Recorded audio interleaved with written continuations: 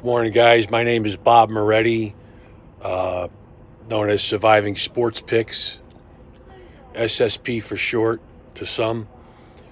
Uh, just taking time this morning to give everybody an update on where I'm at. Um, uh, I'm not the sharpest tool in the chest. I'm not really good at. I'm not really good at this social media technology. But as time goes, I'm sure I'm going to get a lot better, a little more professional. Um, I know times are tough with this virus and the blackout of sports. Money's tight, and everybody's lives are kind of in disarray. So um, just trying to set up this YouTube channel so when things get back to some semblance of normalcy, um, I'll be prepared and up and running. I mean, I'm up now. If you could do me a favor, the one favor you can do me is you can punch in my name at Surviving Sports Picks on YouTube and click the button, the bell, and I need 1,000 subscribers to be able to do a live stream, which I want to do. I really want to set up a super chat. I want to be able to have another forum of being able to converse with the fellas. So I really want to go live, but right now I could do videos on my iPhone here. I am told that I might be able to bypass the 1,000 subscribers if I use my iPad. If anybody knows the answer to that, maybe comment below. Let me know. I'm not sure on that though. But so until then, I can do videos, and if I have to get the 1,000 subscribers, then that's the way I'm going to have to go.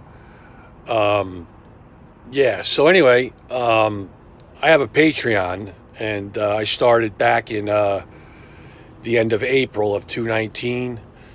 All my work is on Instagram. It's all proven. It's all up to date. You can go to Instagram at Surviving Sports Picks. Everything's in the description below. That's my Instagram at Surviving Sports Picks. Before the blackout, I started on Twitter. Yeah, I mean, I was trying to draw traffic to my page, and I set up Twitter, and it's Twitter surviving, and then you press the lowercase minus, so it's down a ways, and it's surviving picks on Twitter. I was beginning to give out a few free picks every day. Again, trying to draw some traffic to my Patreon page. That's really what I'm trying to build up. Yeah, I mean, I'm good at what I do. I win. And so if you want to take a minute and take a look at my work on Instagram, it's all there. We have a Discord. JD runs the Discord. He does a great job. He's a good kid. His heart's in it. He loves it, and I'm trying to help him build that up. I mean, I think we're up to about 58 guys.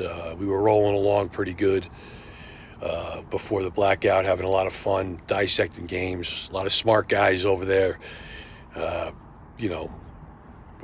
dissecting games every day prior to the game starting in the evening. And like I said, we were having a lot of fun with that, and we were rolling along pretty good. So, but anyway, just to give you a little background on where I was at, I won Tiger Woods in the Masters. He had won the tournament back in August of 2018. The Ryder Cup. I told my son, I told my family, I said, Tiger's going to win the Masters in the spring, and he did. I won $2,000 personally on that pick. So I won Tiger Woods in the Masters. I won War of Will in the Preakness. I had LSU all year. Once I heard they hired that offensive coordinator, I knew what they were doing with Burrows. He went on to be the first pick of the NFL draft. I could see that coming together. We kind of had to wait till they were playing Alabama later on down the schedule. I knew they were going to beat Alabama. They did. And then we had to wait a little bit as the playoffs were coming to see how that SEC was going to play out, East-West. And then Tua came down with that hip injury, and that kind of eased out. That was their way of kind of easing out Alabama. I mean, it was obvious. And so once they rolled through Alabama, I knew they were going to earn it. And so I figured I saw it the way I saw it was they rolled through Clemson, Alabama, and then they were going to roll through Clemson. So Clemson was playing Ohio State. I had Clemson. I won that, and then I knew that LSU was going to beat Clemson, and they did. So I had LSU all year. So I had Tiger Woods in the Masters. I had War of Will in the Preakness. I did think that Tactius was the best horse in the field for the three big horse races. But that's the way horse racing is sometimes. The best horse just doesn't win. And so the way I saw that first race with the bump and where War of Will finished and how he was coming on, I read through that and saw that War of Will had a good shot at winning the Preakness. So we won that. There was some coding with the Bruins, 3-2-2, Skull and Bones. My good buddy Storm, me and him were talking. I'm not saying this because we're on here right now, but he's a smart guy. He's a good guy. He's my buddy. And I was telling him, I said, I'm going Blues. Game 7 on the road in Boston.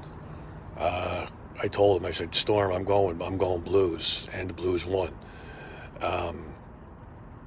You got to give credit where credit's due. The guy knows his shit. He's a good friend of mine. I mean, I love everybody, man. And me and Storm have just developed a friendship, and he's a really good guy. He brings a lot to the table. So I ended up taking the Blues and winning the Stanley Cup. I had the Dodgers all year.